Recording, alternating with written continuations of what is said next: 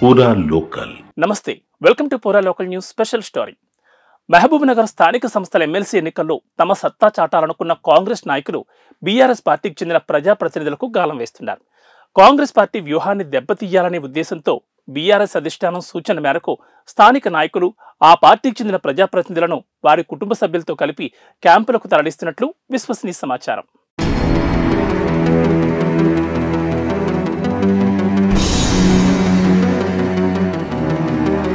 ఓటర్లను south India టూర్కు తరలించేందుకు BRS నాయకులు ఏర్పాట్లు చేస్తున్నట్లు తెలుస్తోంది.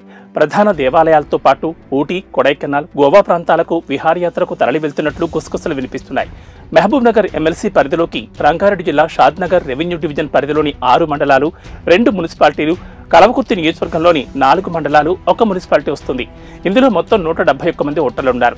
షాద్ నగర్ నియోజకవర్గంలో ఇప్పటికే బీఆర్ఎస్ పార్టీకి చెందిన పలువురు ఎంపీటీసీలు, మున్సిపల్ కౌన్సిలర్లు, ఎమ్మెల్యే వేర్లపల్లి శంకర్ సమక్షంలో కాంగ్రెస్ తీర్థం పుచ్చుకున్నారు. మరికొంతమంది బీఆర్ఎస్ ఎంపీటీసీలు, మున్సిపల్ కౌన్సిలర్లు కాంగ్రెస్ లో చేరబోతున్నట్లు సమాచారం.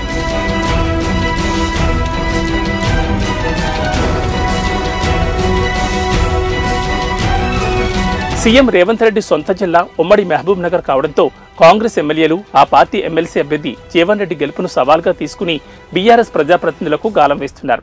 కాంగ్రెస్ అధికారంలో ఉండడంతో ఆ పార్టీ ముఖ్య నేతలు బీఆర్ఎస్ కు చెందిన ఎంపీటీసీలు, కౌన్సిలర్లను తమ పార్టీలో కలుపుకునేందుకు సులువుగా ముందుకు సాగుతుండగా, మరోవైపు బీఆర్ఎస్ నాయకులు మాత్రం తమ ప్రజాప్రతినిధులను కాపాడుకునేందుకు క్యాంపులకు తరలించేందుకు ప్రయత్నాలు ప్రారంభించారు.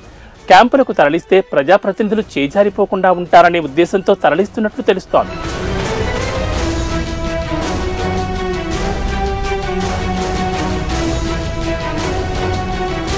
వారం రోజుల పాటు క్యాంపులకు వెళ్లి ఈ నెల 28న జరిగే ఎమ్మెల్సీ ఎన్నిక రోజు తిరిగి వస్తారని విశ్వసనీయ సమాచారం. కొందరు బీఆర్ఎస్ ప్రజాప్రతినిధులు క్యాంపులకు వెళ్లేందుకు విముఖత చూపుతున్నా మరికొందరు ప్రజాప్రతినిధులు క్యాంపులకు వెళ్లేందుకు సిద్ధమైనట్లు గుసగుసలు వినిపిస్తున్నాయి. ఉమ్మడి మహబూబ్ నగర్ జిల్లా ఎమ్మెల్సీ పరిధిలో 1439 మంది ఓటర్లుండగా వీరిలో బీఆర్ఎస్ కు 823, కాంగ్రెస్ కు 396, బీజేపీకి 88, బీఎస్పీకి 1, సిపిఐకి 4, సిపిఐఎంకు 2, ఎంఐఎంకు 6 ఓటర్లు ఉన్నారు. ఇండిపెండెంట్లు 13 మంది ఉన్నారు. ఎమ్మెల్సీ చేజారిపోకుండా బీఆర్ఎస్ నాయకులు తగిన జాగ్రత్తలు తీసుకుంటున్నారు.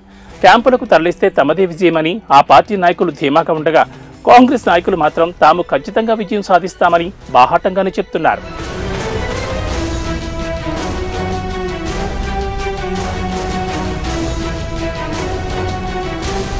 ఇది ఇవాల్టి స్పెషల్ స్టోరీ. మరో అంశంతో మళ్ళీ కలుద్దాం. నమస్తే.